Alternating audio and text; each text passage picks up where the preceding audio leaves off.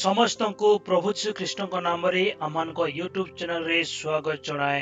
यही स्क्रीन रे थिवा व्यक्ति नाम हेउची प्राणेश्वर कृष्णा दास, जे भुवनेश्वर इस्कन मंदिर सम्मुख रे ठिया होई जीशुଙ୍କ विषय केतेक दाबी करुअछंती।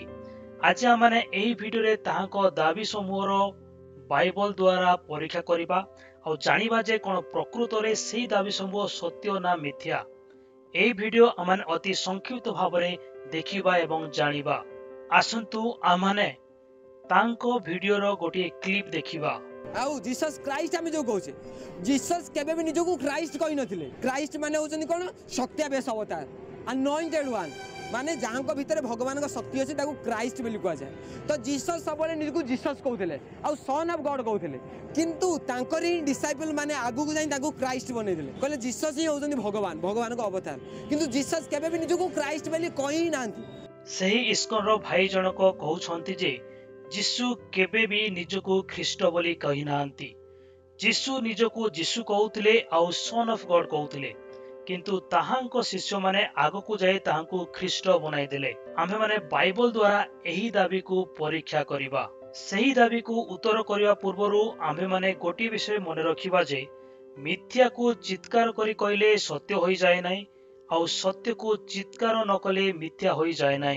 अनेक समय रे आमे माने चित्कार करुथुबा मिथ्या को सत्य बोली ग्रहण करिथाउ, आउ लोक माने एही भाई को वीडियो देखिला परे मध्य याकू सत्य बोली चिंता करिथिबे।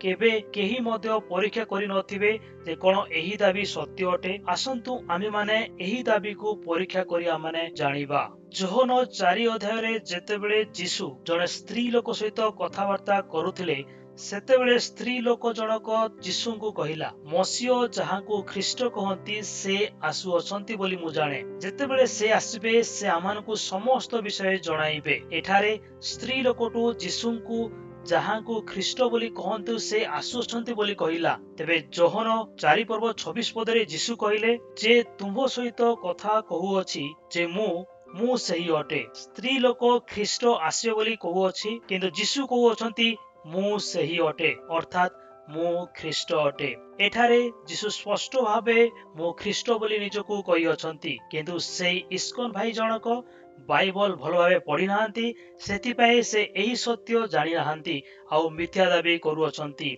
एही पद द्वारा आमाने जानि पारुछु जे जीशु निजको ख्रीष्ट बोली कहि अछंती। आउ गोटे पद आमाने देखिबा।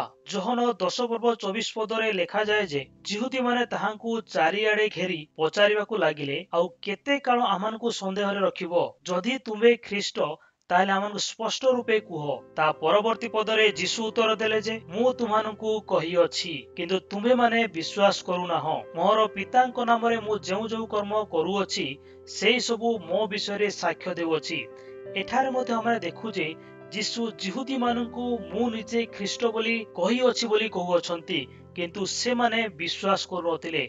जीशु पूर्वरु सेमानक सम्मुखरे मु ख्रीष्ट अटे बोली कहि अछंती, किंतु जिहुदी माने ताहा विश्वास करू नथिले। वर्तमान आमे माने आउ गोटे पद देखिबा। जीशु जेउठारे निजको ख्रीष्ट बोली कहि अछंती, जदि आमाने जोहन 17 पर्व 1 पदरु 3 पद पढु, एठारे जीशु पिता ईश्वरक निकटरे प्रार्थना करू अछंती। एठारे एही प्रकार लेखा जाए, जीशु एही समस्त कथा कहि स्वर्ग आडे ऊर्ध्व दृष्टि करी कहिले, पिता समय उपस्थित हेलाणी, तुमर पुत्रंकु महिमान्वित कर, जेपरि पुत्र तुमको महिमान्वित करंती, जे प्रकारे तुमे ताहांकु जो लोकमानकु देई अछ सेमानकु अनंत जीवन देवा निमंते ताहांकु समस्त मर्त्य उपरे अधिकार देलो, आउ एकमात्र सत्य ईश्वर जे तुम्भे तुम्भकु और तुम्भर प्रेरित जीशु ख्रीष्टंकु जानिबा ही अनंत जीवन अटे। एठारे जीशु तले प्रार्थना करूछंती, से स्पष्ट करूछंती एकमात्र सत्य ईश्वर तुम्भे तुम्भकु और तुम्भर प्रेरित जीशु ख्रीष्टंकु। जीशु एठारे निजकु ख्रीष्ट बा जीशु ख्रीष्ट बोली ईश्वर को निकट को अछंती। तबे एहा द्वारा मध्ये हम जानि पारुछु जे जीशु निजकु ख्रीष्ट बोली कहिथिले। एही पद द्वारा एहा प्रमाण हेउ अछि। हमनको जानि रखिबा उचित। आउ गोटिए पद आमे पढिबा।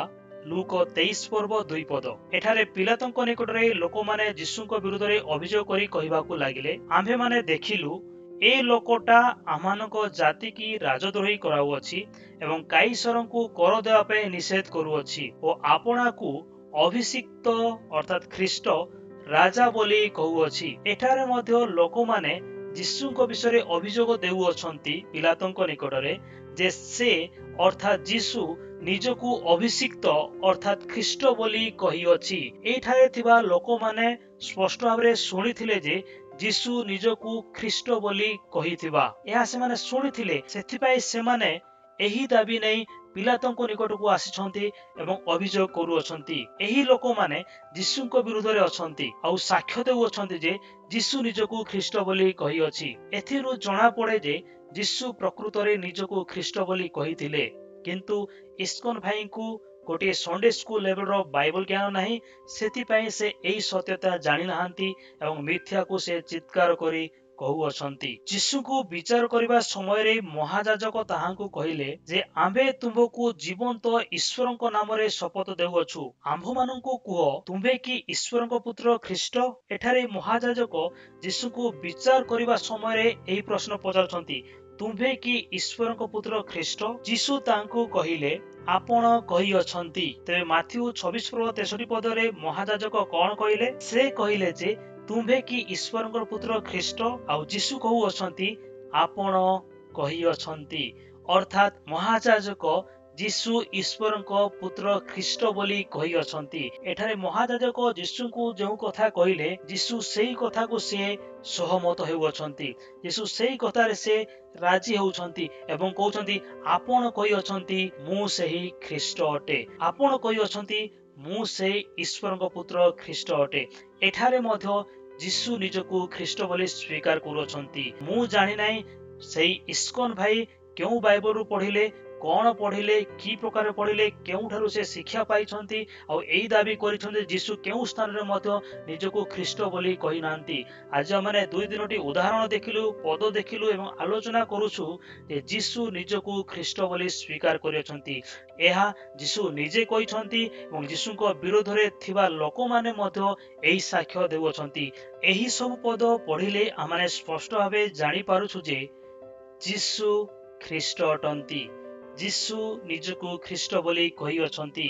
ଆଉ କେବଳ ଯୀଶୁ ନୁହେଁ, କିନ୍ତୁ ତାଙ୍କୁ ବିରୋଧ କରୁଥିବା ଲୋକମାନେ ମଧ୍ୟ ସାକ୍ଷ୍ୟ ଦେଉଅଛନ୍ତି। କିନ୍ତୁ ସେହି ଇସ୍କନ ଭାଇ ବାଇବଲ ଠିକ ଭାବେ ପଢି ନାହାନ୍ତି ଏବଂ ଯୀଶୁଙ୍କ ବିଷୟରେ ମିଥ୍ୟା ଦାବି କରୁଅଛନ୍ତି। ଦୁଃଖର ବିଷୟ ଯେ ଆଜି ଲୋକମାନେ ଚିତ୍କାର କରୁଥିବା ପ୍ରତ୍ୟେକ ମିଥ୍ୟାକୁ ସତ୍ୟ ବୋଲି ଗ୍ରହଣ କରିଦିଅନ୍ତି, କିନ୍ତୁ ଆମେ ପ୍ରତ୍ୟେକ ବିଷୟକୁ ପରୀକ୍ଷା କରି ଜାଣିବା ଉଚିତ ଏବଂ ଗ୍ରହଣ କରିବା ଉଚିତ। ଅନ୍ଧଭକ୍ତ ହେବା ନାହିଁ ଯିଏକି ପରୀକ୍ଷା ନ କରି ଆଖି ବନ୍ଦ କରି ସବୁ ବିଷୟକୁ ଗ୍ରହଣ କରେ, କିନ୍ତୁ ଆମେ ସମସ୍ତ ବିଷୟକୁ ପରୀକ୍ଷା କରି ସତ୍ୟ ଜାଣିବା ଏବଂ ଗ୍ରହଣ କରିବା।